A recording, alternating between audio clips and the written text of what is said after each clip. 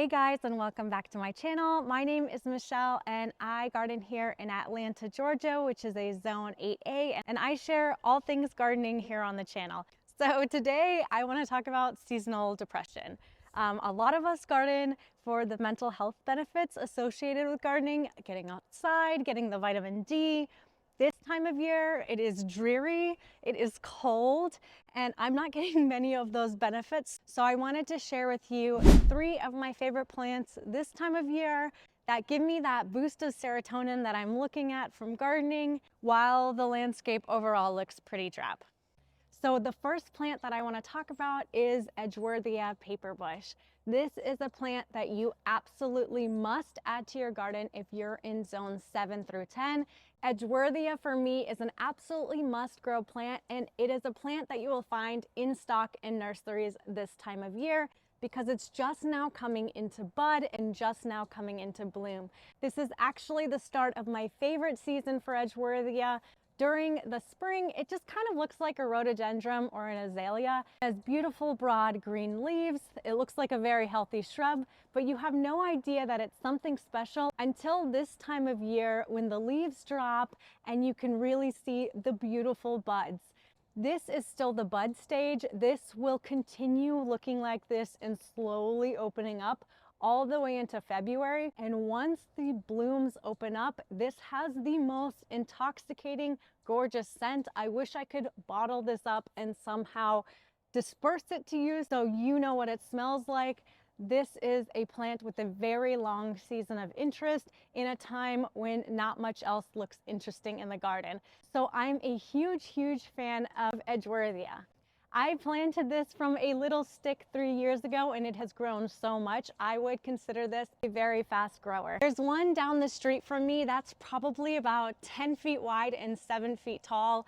These grow very huge, but this is also something that you can kind of control the size by pruning. So definitely give this as much or as little room as you would like. In terms of the sun conditions, I have read that this can go in full sun. Probably in the colder climates, I would give it more sun. Here in Atlanta, which is a zone 8A, this is planted in a mostly shaded spot, and you can see that it is covered in buds. This is a very healthy and happy Edgeworthia, so I would say if you are looking for a shrub that will be a showstopper this time of year and you have a shaded spot, grab yourself an Edgeworthia. So I'll stop blabbing on about Edgeworthia now, but it is definitely one of my favorite shrubs and one that I hope you will check out if you live in a zone 7 through 10 and you need a little something beautiful in your garden this time of year. Then the second category of plants that get me through the winter season is definitely citrus. I am a bit of a citrus addict and I grow a couple of different varieties. I did a full video on growing citrus in containers that I will link for you here. But in short, especially if you live in a warmer climate like Atlanta, or if you have a sunroom or really good windows in your home, citrus plants are a really easy thing to grow and probably not as much work as you think they are. I grow a couple of different varieties of citrus. My gateway citrus was a Nagami kumquat, which is both very delicious and has never had any issues with spider mites or any diseases. So if you are looking for a starter citrus, I would definitely recommend going with the Nagami kumquat. Winter care for citrus is really just looking out for the lows in the forecast.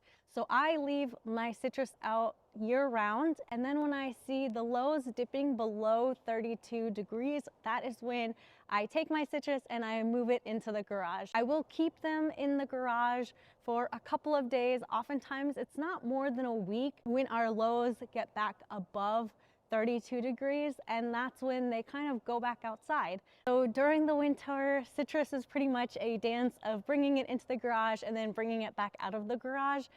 But this is really the season where they are starting to ripen. There's something magical about just going outside and just plucking a lemon for your recipe. My little one is actually obsessed with kumquats, so I've never been able to make marmalade or jams. She just eats them straight off the bush, and they're absolutely beautiful. They're evergreen. The fruits kind of look like ornaments. They smell really good. The blooms have an incredibly intoxicating scent. And so they just bring me so much joy this time of year when everything else looks kind of blah. Citrus are definitely in their prime. Last thing that brings me joy, not because it's particularly good looking this time of year, but honestly, mostly because it just forces me to go outside and check on the garden. And by going outside to check on the garden, I am out in the sunshine, is my fall veggie garden, which transitions seamlessly into the winter veggie garden. I didn't plant all too much this year.